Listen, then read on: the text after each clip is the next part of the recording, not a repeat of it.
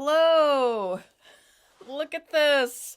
Another immortality uh, iris to share the screen with.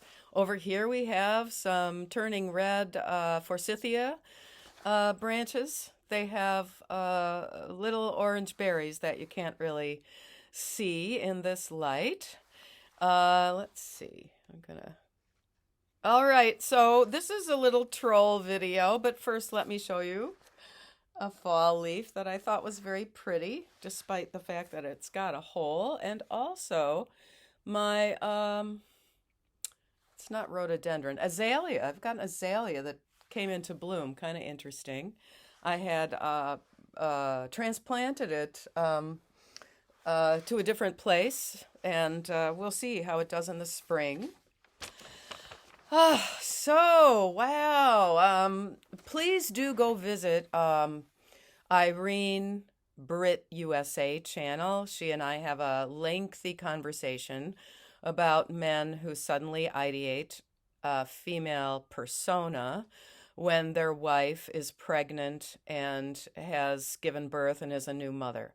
And it's a quite detailed bit about, pregnancy and labor and all that, uh, and how my husband at that time, or ex-husband, I guess you could say, by then, after he started ideating that he's me, the mother of the children, he used the details of my pregnancies and labors uh, to imply that he had given birth to our two sons, which is implausible because he doesn't pass. But then, there are some people who just, I don't know, they need new glasses. And, you know, they, they said, a couple of people said to me, but, you know, why are they calling you mom? And I said, because I'm their mom. And then they said, oh no, there's this Nettie. Nettie's their mom. Like they were worried that I was kidnapping my own children who look so much like me. But anyway, and then of course they had to hear that. So, okay. Thank you to all the new subscribers. I assume maybe you're coming over from, Irene's channel. Isn't she just wonderful, doing a great job about the women's sports and everything else? Uh, and thank you also, of course, to my loyal stalwarts. Remember to vote no on Proposal 1 in New York. I understand there's something similar to that in Maryland and Missouri. And then someone else said it's in most blue states. So they're sneaking in this idea of gender expression, which has a very vague definition and which they say could change, saying that these people have to be protected and anyone who doesn't recognize what someone's gender expression is that day could be sued for misgendering or something like this. So anyway, yeah, vote no if you have any of those referenda on the ballot. All right, so this is Dorian. I assume that his handle is a reference to the portrait of Dorian Gray, which is something about never aging or something like this. I guess I read it. Okay. And it's actually now that I tried to start reading it, this is like take two because um, it's so ungrammatical. So I don't know, Dorian, either you're really young. I'm, you know, I would assume you have to be 18 to get yourself castrated and be a eunuch. But anyway, this whole eunuch thing is, you can find it because you can find it on Redux, REDUXX.org. The originator of that site has done extensive research on the platforms of the fetish obsessed men who are also child sex molesters who encourage young, sort of immature looking boys that they sexually molest to get castrated and start taking estrogen so that these boys can remain looking like boys. They can be like Peter Pan and the Lost Boys, I guess. It's actually quite sad because when you deprive the male body of the testosterone, then demineralization of the bones happens. Anyway, I do have this beautiful butterfly pin. I hope you're noticing that.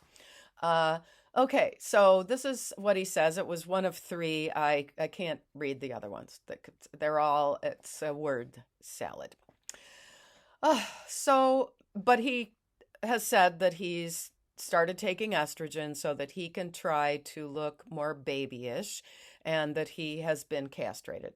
And so, I hope that you're just making this up, but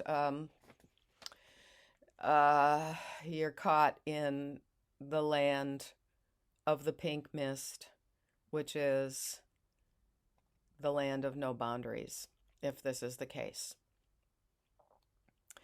Okay, so this is his message that I decided to print out. So maybe for some of you believe there's an OCD issue. Child psychologist Dr. Elliot Kamenetsky has defined this psychiatric malady as identity-based obsessive compulsive disorder. So it definitely is obsessive and compulsive, without a doubt. Because why else would a male get himself castrated? You know. I'll challenge you by saying the lawsuit and subsequent campaigning as a detransitioner is attention seeking as well? Question mark.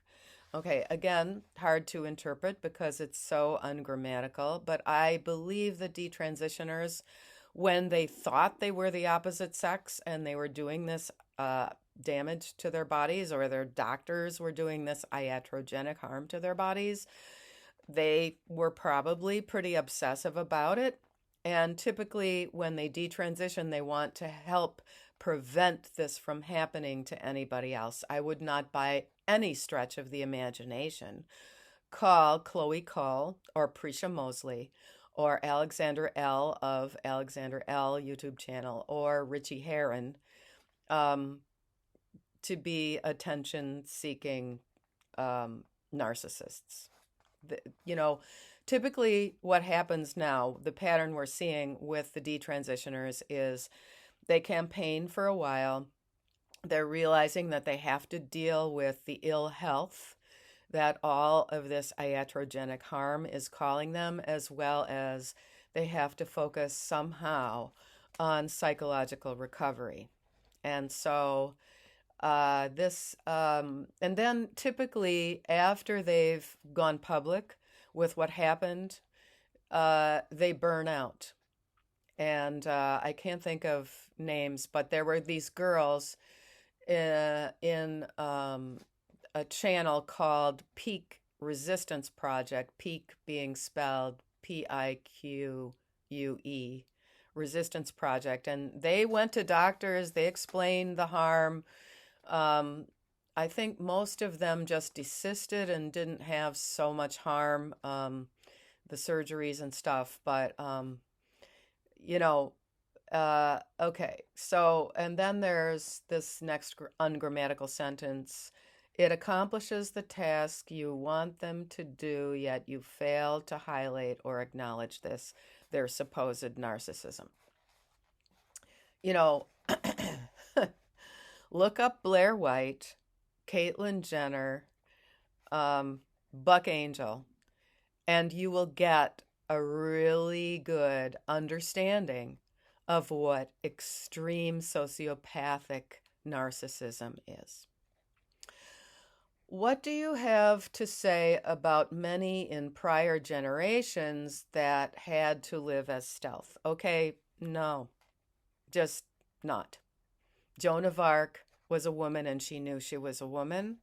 Queen Elizabeth I knew that she was a woman. She was called the Virgin Queen, except It is pretty strongly evidenced that she did have a son who and who was fathered by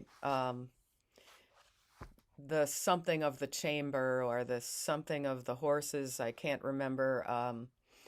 And the child was given over to some other royally related family. And while it's hard to go back to the 1500s and find evidence of stuff, there were references to this. I think there are even descendants. And so I don't believe that Queen Elizabeth the first, wanted to be male. I don't believe that Joan of Arc wanted to be male. I don't believe that Harriet Tubman did anything but cross-dress so that she could, run through the night to rescue enslaved relatives of hers. uh, no, this is utter brainwashing and retcon, retroactive continuity on such a huge scale that I don't know how to describe it. It is reinventing the past, which is what retroactive continuity is. Reinventing something from the past. Then a rhetorical question: are they all narcissists? Completely irrelevant. Are you one because you project yourself as victim and want others to sue on your husband's behalf? Again, I think every single sentence almost in this was not grammatical. That's why I didn't print out the rest of them. I just did block this dude from the channel. It wouldn't surprise me at all. Nothing surprises me. It wouldn't surprise me at all if Nettie decided to detransition, and like the other detransitioners, such as Sam Kay, who for 25 years went as Maya, Sam Kay isn't able to sue anybody, but Nettie, the Dr. Christine Connie Wheeler is still around, and she wrote in a sworn affidavit that she diagnosed him in the first appointment. If he regrets it all, could that be grounds for a suit? Most likely he signed a form that he recognizes it's all experimental. The suits are mostly only effective for those who got these treatments before they reached the age of 18. I tell in very clinical and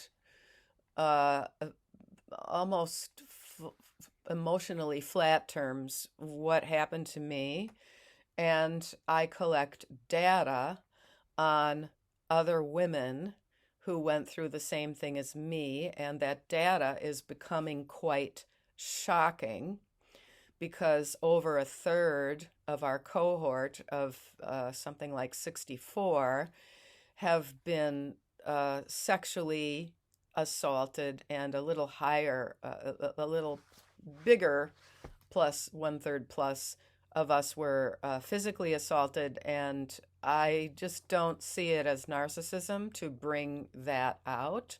I also don't see it as narcissism to bring out the iatrogenic harm and medical malpractice, which, for example, Dr. Miriam Grossman, psychiatrist, child psychiatrist, has said is the biggest, the largest medical malpractice scandal in history. So, sorry, Dorian, what you're doing is Darvo. Deny, attack, and reverse oppressor and victim and oppressor, DARVO. I feel bad for you because you've done something irreversible to your body if what you're telling us is true. But this is all the attention you're going to get from us. If you come back under a different handle, et cetera, you'll just get blocked again like the other trolls who do that.